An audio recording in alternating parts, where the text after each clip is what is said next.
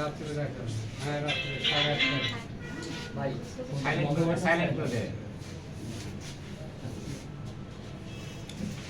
আজকে যে বই বিতরণ করলেন আপনাদের মূলত উদ্দেশ্য কি?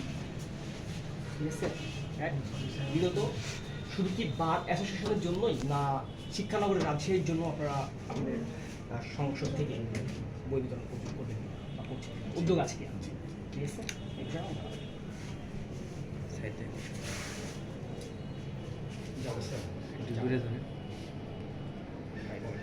বিসমিল্লাহির রহমানির রহিম। আমি শ্রদ্ধাভরে স্মরণ করছি অ্যাডভোকেট কবির হোসেন স্যারকে এবং তার সুযোগ্য সন্তান নাসির হোসেন অস্তির সাহেবকে।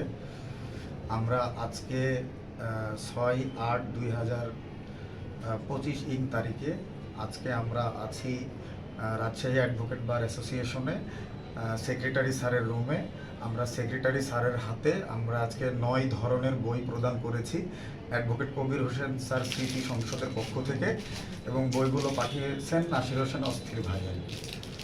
এবং আপনি আরেকটা প্রশ্ন করেছেন, আদালতের অভ্যন্তরে লাইব্রেরিতে বই বিতরণের পাশাপাশি শিক্ষানগরী রাজশাহীর জন্য অ্যাডভোকেট কবির হোসেন স্যারের পক্ষ থেকে জনাব নাসির হোসেন অস্থির ভাইয়ের আর কোনো পদক্ষেপ আছে কিনা আপনারা জানলে খুশি হবেন। পবা মোহনপুরে অন্তত 10টা স্কুলের মধ্যে অলরেডি আমরা শিক্ষামূলক যে উপাদানগুলো থাকে, যেমন আপনার খাতা কলম বই, পিছিয়ে পড়া ছাত্রছাত্রীদের দায়িত্ব নেওয়া থেকে শুরু করে বই পুস্তক এবং ওষুধপত্র বিতরণ কর্মসূচি ইতিমধ্যে সম্পন্ন হয়েছে। এবং শিক্ষানগরী রাজশাহীর জন্য আমাদের অ্যাডভোকেট কবির হোসেন স্যারের সুযোগ্য সন্তান নাসির হোসেন অস্থির সাহেব মানে এক ধরনের ওয়াদাবদ্ধপরিকর যে শিক্ষা নিয়েই ওনার প্রধান কাজ।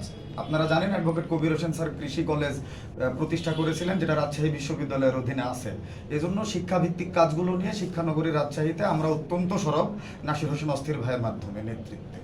আপনাকে আমার প্রশ্ন আপনি এখন বুঝতে পারেন। প্রথম প্রশ্ন ছিল আপনার কাছে যে আপনাদের আসলে শুধু অ্যাডভোকেট বারে, আজকে যে অ্যাডভোকেট বারে আপনারা বই বিতরণ করছেন, এর মূল উদ্দেশ্য কি? মানে কি উপলক্ষে আপনারা এটা হচ্ছে আজকে তাদেরকে বই উপহার দেওয়া?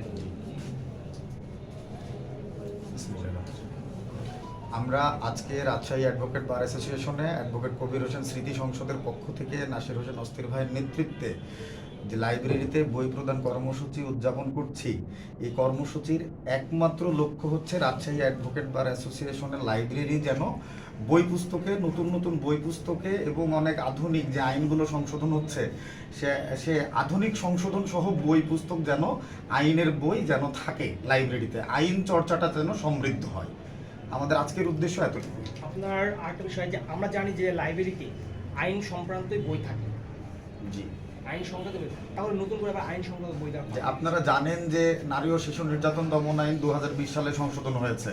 আপনারা জানেন যে সাইবার নিরাপত্তা আইনটা কিছুদিন আগেই রাষ্ট্রপতির অধ্যাদেশ দ্বারা সংশোধন হয়েছে।